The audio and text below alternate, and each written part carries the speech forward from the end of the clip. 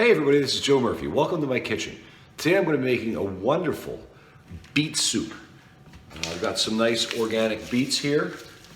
It's a beet soup and it's fortified when it's all done with boiled egg, sour cream, salt, dill, and a little lemon juice. It tastes absolutely wonderful, especially on a cold winter day. Okay, the whole thing starts simply enough. I've got these organic beets here. I bought them at my local market. I'm going to remove the stems. I'm going to peel the beets, and we'll do that now. No big deal. Just take a nice serrated knife. I usually cut both ends.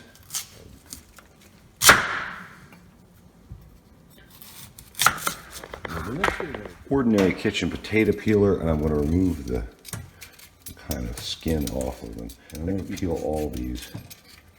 Okay, so now I've destemmed and peeled these, one large one and 3 small beets. I'm going to cut them in half, all of them. That one.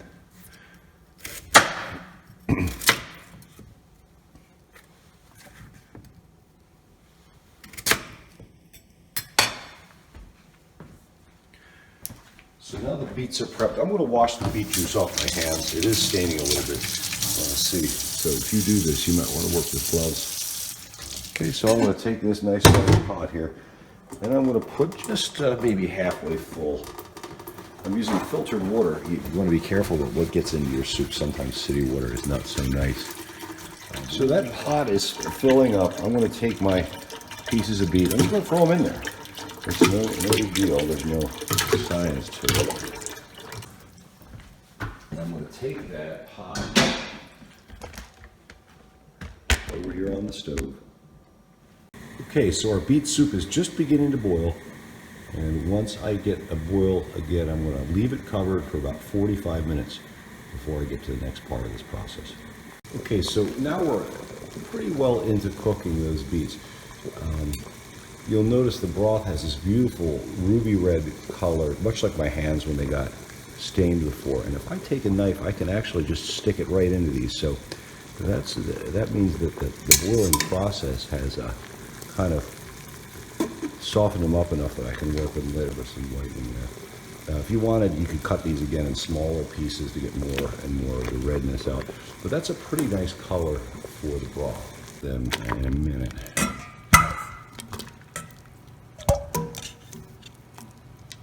They're very, very hot. I couldn't work with them because of this. So I'm going to run some cool water on them, let them cool off for a minute. Water off them. I can still feel that they're a little warm.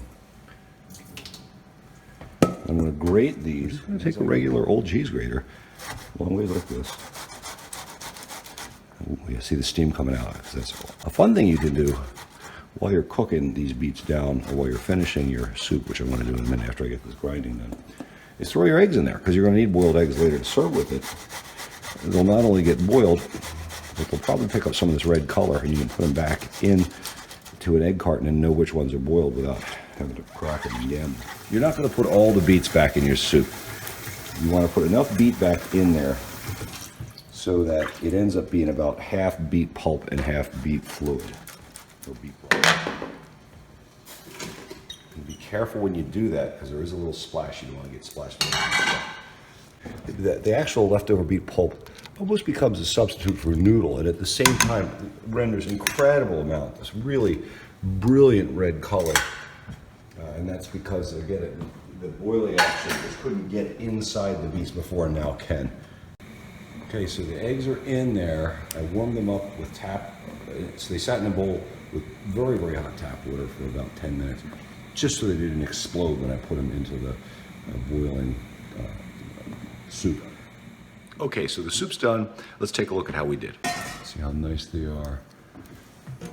Just a little steam. You'll note they did pick up a little bit of color. All right, so now I'm preparing the garnish.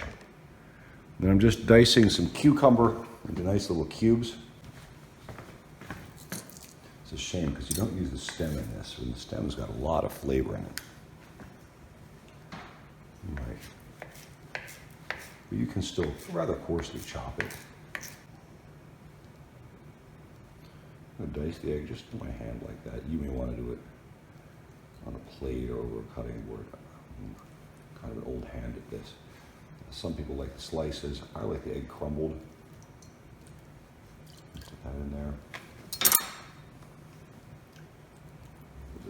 Cucumber, dill, and ultimately a dollop of sour cream will finish the presentation. This is a lovely dish, and that's your finished product.